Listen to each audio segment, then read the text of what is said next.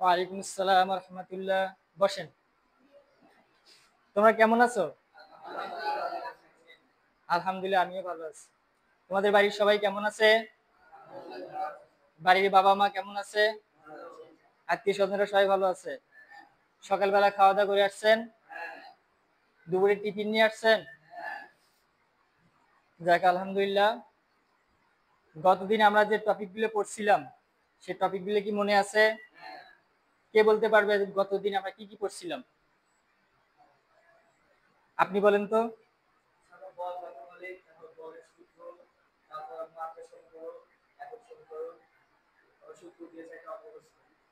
Good, ভালো।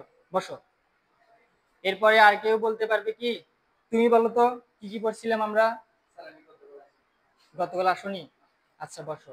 গতকালকে তুমি আসছিল তো, তুমি বলো তো গতকাল আমরা কি কি পড়ছিলাম? হুম, বলের একক কি বলতে পারবা? বলো। আচ্ছা, বলে আরেকটি একক আছে, বলে একক নিউটন। গুড, খুব ভালো, পড়াশোনা করে আসছো। বসো। এরপরে কে বলতে পারবে যে জড়তা কাকে বলে? জড়তা কয় প্রকার? তুমি বলো।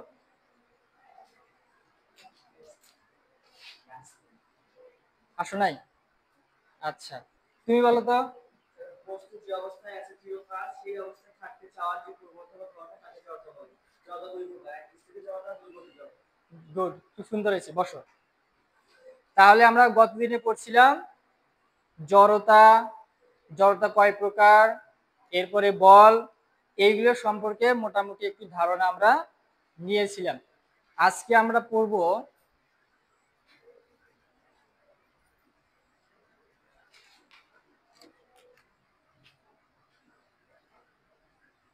তৃতীয় অধ্যায়। তৃতীয় অধ্যায়ের নাম কি? বল। তৃতীয় অধ্যায়ের নাম বল। আমরা আজকে পড়ব মৌলিক বল সম্পর্কে। কি সম্পর্কে পড়ব?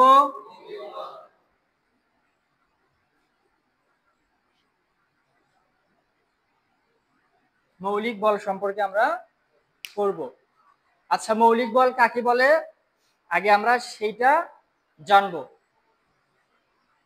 যে বল অন্য কোনো বল থেকে উৎপন্ন হয় না, বরং অন্য সব বল এই সব বল থেকে রূপান্তরিত হয়, তাকে আমরা বলি মৌলিক বল। তাহলে মৌলিক বল কি?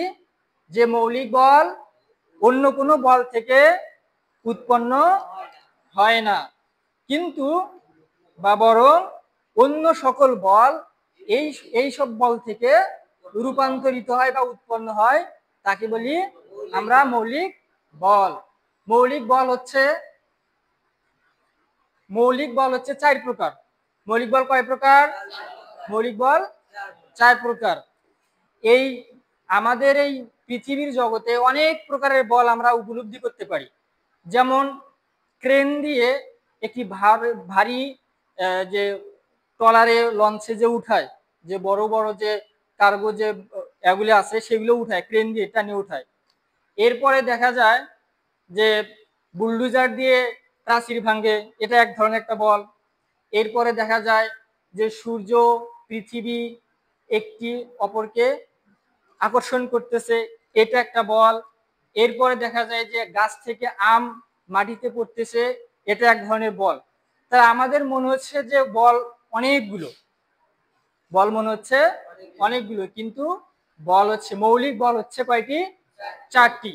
এই চারটি বল থেকে যে অন্যান্য যে বলের কথা আমরা বললাম, এই সমস্ত বলগুলো সৃষ্টি হয় বা রূপান্তরিত হয়। তাহলে এক নম্বর বল, আপনারা সবাই খাতা বের করেন, খাতা বের করে লেখেন। এক নম্বর মহাকর্ষ বল।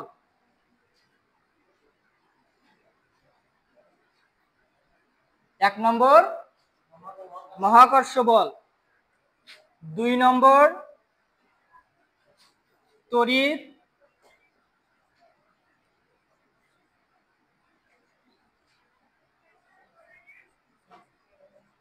তড়িৎ চুম্বক বল। 3 নম্বর দুর্বল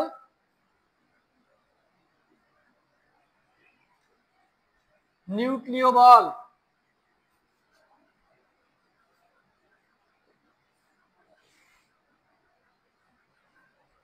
4 নম্বর সবল নিউক্লিয় বল।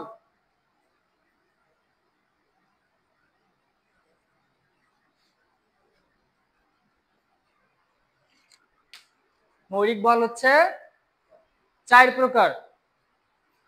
এক হচ্ছে মহাকর্ষ বল, তড়িৎ চুম্বক বল, দুর্বল নিউক্লিয় বল, আরেকটি হচ্ছে সবল নিউক্লিয় বল। দ্রুত লেখেন।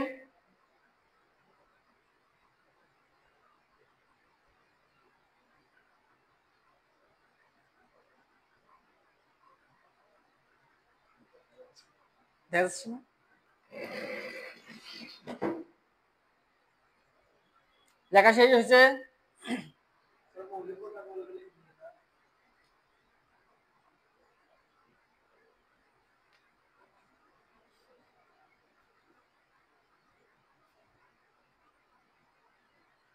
শেষ?